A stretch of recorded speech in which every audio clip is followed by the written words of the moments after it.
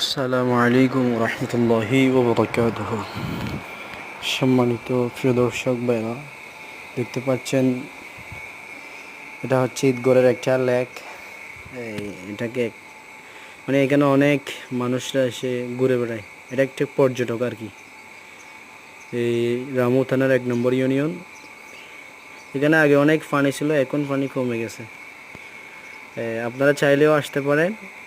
এখানে স্টিমবোট দেখতেছেন, ঘোরা ঘোরা ছোট ছোট, এই স্টিমবোটে চড়তে পারেন।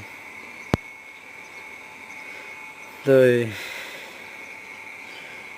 প্রিয় দর্শক, অনেক সুন্দর করে দেখা যাচ্ছে। এটা অনেক দূর থেকে তোলা।